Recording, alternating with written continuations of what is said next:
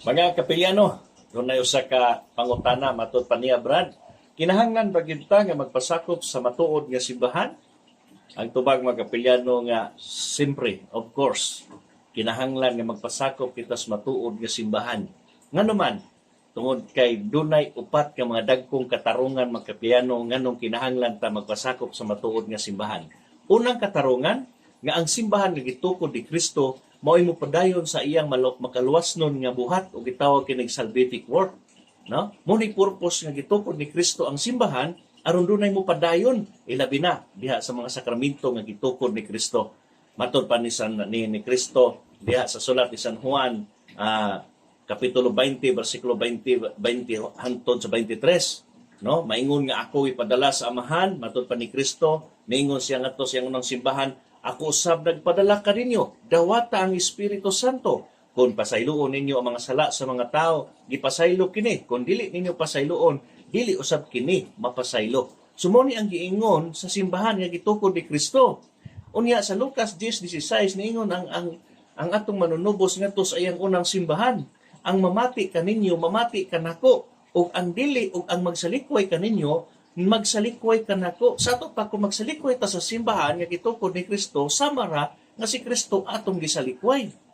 Unya si Kristo nagsugo ngadto sa iyang simbahan, Marcos 16:15-16, panglakaw kamos tibuok kalibutan ug isangyaw ang mayong balita ngadto sa tanang tao. Ang motuo magpabunyag malawas apan ang dili motuo silutan. Ang simbahan makapilyano mao'y gihatagan og otoridad ni Kristo sa pagpanglakaw.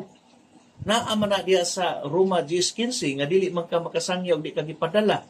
Kung wa kay koneksyon ngadto sa unang simbahan ni Kristo nga maong mga apostoles, piki ka, wala kay otoridad nga gikan sa mga apostoles. Muna makapilyano ang una nga katarungan kay ang simbahan mao padayon sa iyang maluwasnong buhat. Ikaduhang katarungan, ang simbahan mao tipiganan sa kamatuoran ni Kristo. Asa man na mabasa naa sa sulat ni San Pablo ngadto sa unang sulat ni San Pablo 1 Timoteo 3:15 nga matud pa ni San Pablo ang simbahan mao ang haligi o patukuranan sa kamatuoran. So kini ding simbahan na mao ni ang haligi niya pinaagi sa simbahan masayran karon sa pangulo sa kagamhanan sa kalangitan ang kaalam sa Dios diha sa nagkalain-laing paagi sumala sa Efeso 3:10.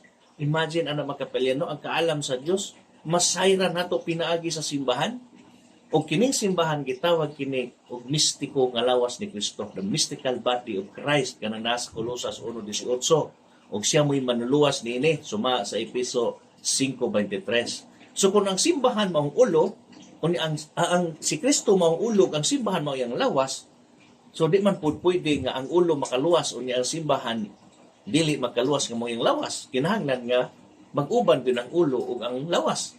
Muna mga kapilyano nga ang mga diingon nato daghan ang wa mudawat niini. Pero unsay giingon ni San Pablo diya sa 2 Tesalonica 2:10 kay wala nila dawata og higugmaa ang kamatuoran nga makaluwas unta kanila.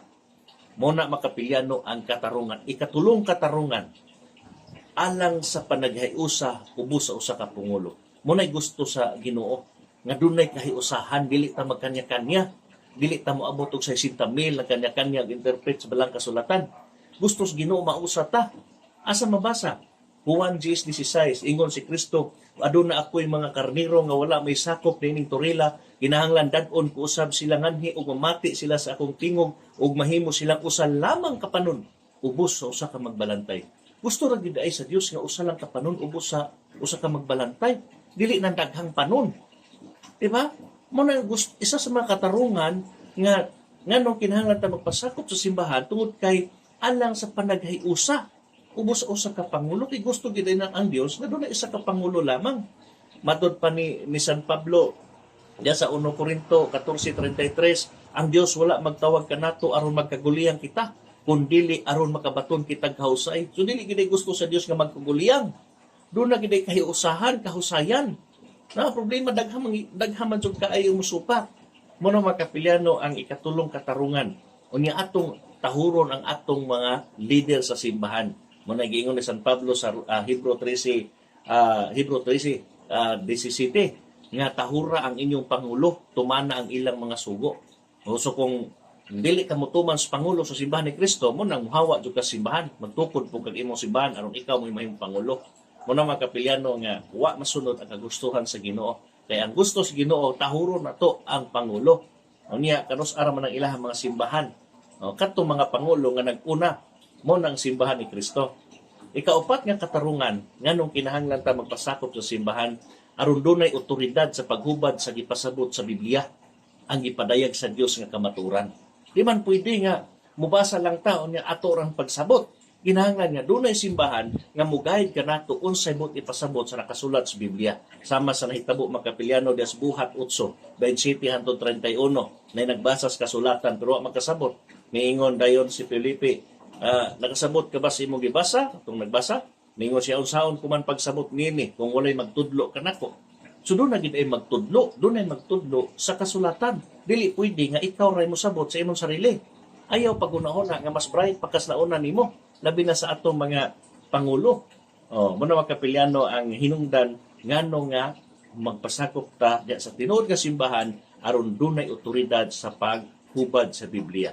Matod pa sa World History mga Kapilyano by Webster, page 204, unsay gingon diha, tungod kay ang tawhanon lamang nga sa labutan dili man makahustos paghubad sa Biblia. Mao nga kinahanglan ang iglesia aron pinaagi sa iyang mga pangulo ikapadayag ang kahulugan niini na ilang nga ang simbahan maong tipiganan sa kinaadman nga espirituhanon ingon ngadkang haan sa langit. Mo nag-ingon sa World History by Webster, page 204. Kinahanglan gid ay dili pwede tawhanon lang nga sa labutan. Kinahanglan ang simbahan aron nga pinaagi sa simbahan maoy magtudlo ug unsay pasabot sa balaang kasulatan. Muna mga Kapilyano ang mga dagko kaayo o upat ka mga katarungan nganong kinahanglan ta magpasakop sa tinuod nga simbahan. God bless mga Kapilyano, amping kanunay.